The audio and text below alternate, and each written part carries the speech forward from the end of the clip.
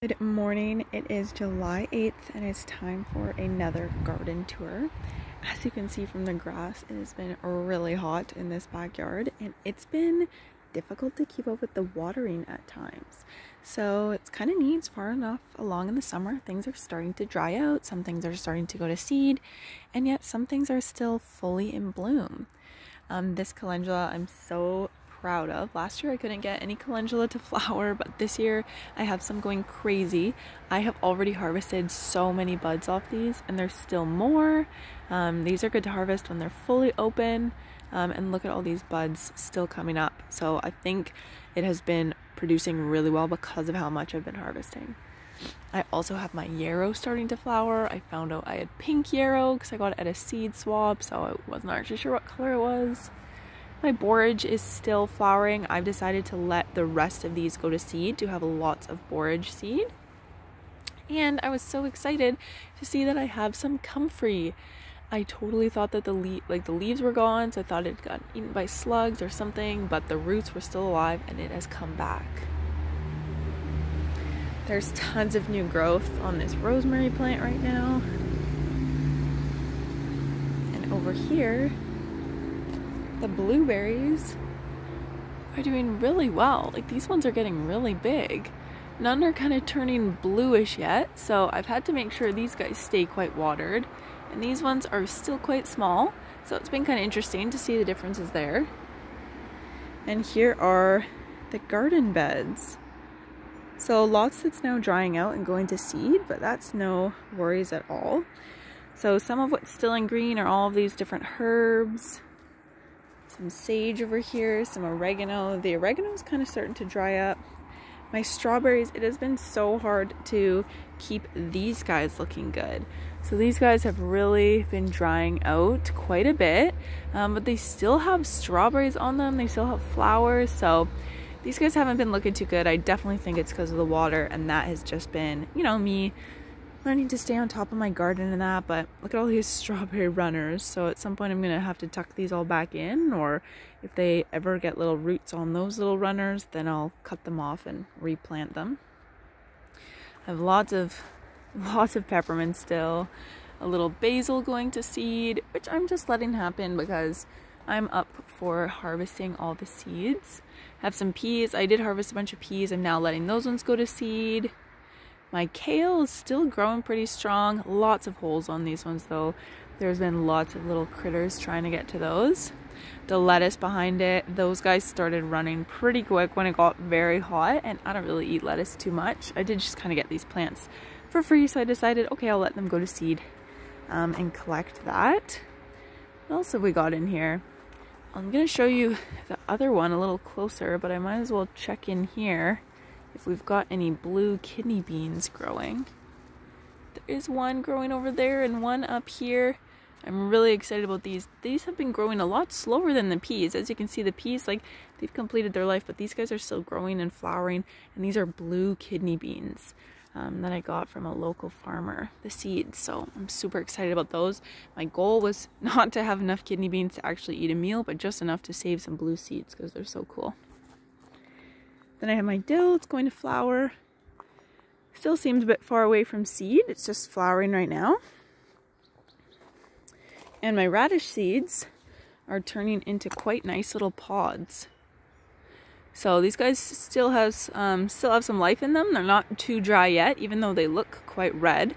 But yeah, nice big pods in there, and then those are going to get hard and kind of crunchy, and then I'll get some tiny little radish seeds inside of them. If you remember the borage flower from the other location, you can see this one looks very different. So this one's much further along. It's got some seeds now developing inside of here. I wonder if I can show you. See that little black guy in there? That is a seed. There's a couple little green ones too, so some tiny seeds in there. This is the container that I had my calendula in last year, and as you can see, it just dries out so much faster than having it in the ground. So really worthwhile having a bigger pot. Like, water was just for sure the key thing this year in terms of the success. Got some holy basil. I harvested a lot of this for tea, so I'm now going to let this go to flower and save some seeds. I love saving seeds. I think it's just as fun to harvest seeds as it is to harvest the actual food or medicine, and then you get some more for next year. Oh man, that smells really good right now. Here's some of my St. John's wort. So I still haven't seen any flowers on it. It did kind of get some sort of diseasing or something going on with those pink leaves over there. And these guys, again, it's just been really dry out here. And so I don't think it's had kind of as good of a life as it wanted. But in terms of the usual season of St. John's wort, it should have been about like a week ago or so that it was like really in bloom. So luckily I got to harvest some from the farm that I volunteer at. So I'm making some oil out of it, and I'm excited to kind of see how that turns out. But it's kind of a neat experiment too, to see it in different growing conditions and see what works and what doesn't work, because there's still lots of good learning there. And a little marigold flower here. Yeah, see, so there's that one in a small pot compared to this one here. Look at how many buds this guy has right here. But these actually bloomed a lot later than I thought they were going to. I kind of expected them to be an early season bloomer. I'm not too sure why. Maybe it's just because of all the rage of like how these repel pests and that with their smell. But they were kind of late. So I kind of felt like I had a lot of pests like a lot earlier in the season. So that was a bit interesting to do. My potatoes are still growing. We have lots of strawberries over here that are incredibly tiny. They almost look more like wild strawberries, so it's kind of funny. Some of these, I've tried them, and they are like the most flavorful things I have ever tasted. It almost tastes like you're eating like fake strawberry syrup, or like strawberry flavored syrup or something like that, just because of how bold in flavor they are. Because they're so small. It's like there's no water inside. Well, there's water inside of them. They're not like dry, but they're just like so powerful in taste because of how tiny they are. Then we have all the sweet peas up here, which are beyond flowering and have now moved on to their seed production. So, you know, as you can see, some are a little greener, some are a little browner as they're starting to dry out. So again, I'm probably going to harvest some of these seeds to continue the flowers on to next year. I do still have my carrots growing. I haven't really been checking in on these guys at all. Well, that guy looks like it's going to be super tiny. Last year I kind of was disappointed with my carrots at the beginning. I was like, oh, they're so small. And then I just kind of left them for months and months. And then I went back and harvested some really nice ones that were, you know, bigger than my thumb kind of thing. So we'll see how those turn out. Couple beets, again, not sure how those are going to turn out, but I'm just going to forget about them for a while and go from there. Oh, and then I didn't comment on the other flax, but here's where I have some more flax. And these guys now, I've never grown these, so I've been kind of waiting to see.